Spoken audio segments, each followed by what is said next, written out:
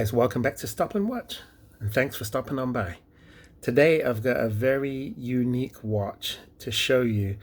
This is one that I've probably had, I think, close to 10 years, and it is the Kenxinda W1 or W10. I forgot which model it is exactly, but this is a unique watch because it is a flip watch where it does have a keyboard underneath the screen. The other thing that makes it unique is back in the day, this used to function as a phone watch. So you could plug in a set of headphones or use Bluetooth headphones with it to speak on it, or you could speak through the speakerphone, but you had the options of 2 SIM cards on it. So I'm going to make this short and sweet and just show you some of the functions of this watch, just to give you a little bit of a size comparison. The new Casio that I've got, that this is 50-inch in diameter, look at the size of this compared to that. So this is a massive watch, which you would expect with a watch that has a dual SIM capabilities on it, but it's extremely thick compared to the Casio and much bigger. So this screen, it is a touch screen, and it's a 1.3-inch touch screen, and if you flick it open, it does show you the options that you can do on it. So let's take a quick look. But this, it by no means is a small watch. 50-inch on diameter is pretty big, so clearly this watch is much bigger than that. I don't even remember where I bought this anymore. I think I got it from eBay. For the price around the time was anywhere between $30 and $50. But it has been very functional. You've got the little mini USB port here to charge it. When you charge this phone to full charge, it does last between 3 and 5 days, and that is if you are not talking on the phone. So let me show you the back part first. So if I go ahead and open this up and pull this out, you can see that it's got a ion battery. It's got the name of it there, Kenxinda. I think I'm pronouncing that correctly.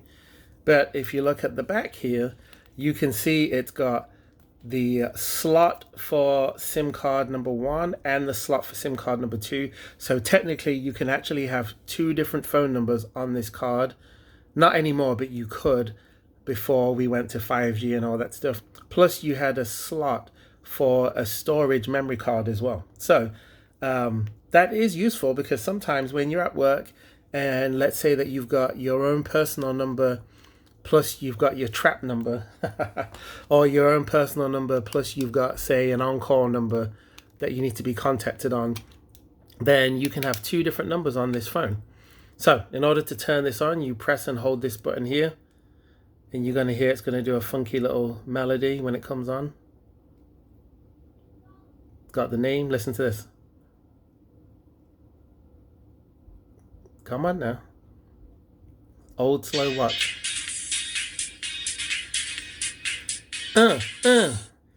Yep. Gives you the beat. When it comes back on, it does give you the option to set the date. You can change the date where it's day, month, year, or where it's month, day, year. So it is functional for different styles of date. When the watch screen goes to sleep, then this button can actually turn it back on, so that it goes to that analog clock, or you can have it on this screen, which is where it's got the digital clock. And then some of these features, when you press this button here, it lets you go to messages, and then you can see whoever sent you text messages in the past. Obviously these are the old school messages. These aren't like the newer style ones, because this is an older watch. That button takes you back home. If you press that on the touch screen, you can go through some of the option, contact list. There's a few games on here, so if you press that, whatever that is, Sobokan or Sakoban, however you say it, you can press OK, start a new game, but we're not going to do that for the sake of this video. Scroll up, you got files that can be stored, Settings. Now in the settings options, you've got different call settings, display settings, different ringtones that you can do as well, different profiles, tools. If you open this screen, you can also use the button to scroll through these things, go through those options. And then this button you could use to call someone. So if you went back here, hit call, and then you could actually dial a number, and you could hit whether you want to call them from SIM card 1 or SIM card 2, which obviously there's no SIM card in it right now, so it's not going to work, but is definitely useful for back in the day. Now, the reason why this doesn't work as a phone anymore is because this worked when it was like on the G2 network. So we've gone way past G2. So once it had gone past that, this stopped working. So my SIM card now is like a 4G instead of 2G. So once we went to like 3G and 4G, this became obsolete as a phone. But it does still work as a watch. It's just very large, so I don't know if anybody would wear it and use it as that. You could store up to 4 or 8 gigabytes when it came to the memory card storage on it. The display is very grainy, so it's kind of what you would expect from a watch of this generation.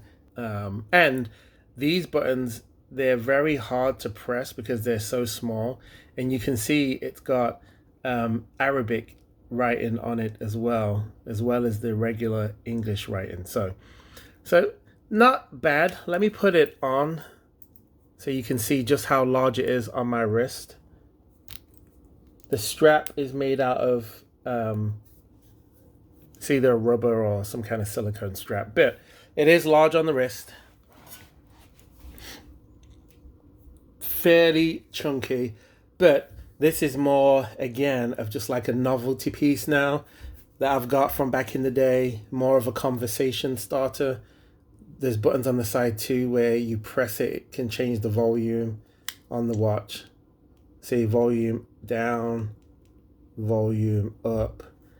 But you never see stuff like this anymore. I've not seen anybody wear one of these watches in real life. And when you used to use it on the phone, the sound was actually decent. Now, if you're in a very heavily populated area and it was loud, then it was hard to hear people on the phone unless you had them connected to your Bluetooth.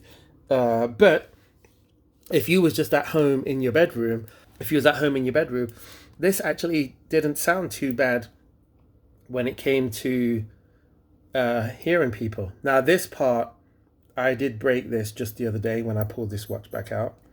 But, I mean, what do you expect? Like I said, this watch is probably somewhere close to 7 to 10 years old. So it's been a while. It might even be older than that. It's hard to remember now. But it is a cool watch. Very unique.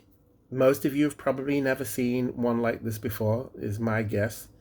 And yeah, you can probably still get a few of them on eBay that people are still selling. So, but let me know what you think. If you have one of these watches, if you've ever experienced one of these, let me know. And if you like videos like this, do me a favor, give the channel a thumbs up, subscribe to the channel, leave a comment down below.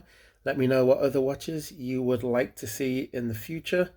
And once again, guys, thanks for stopping on by. Peace.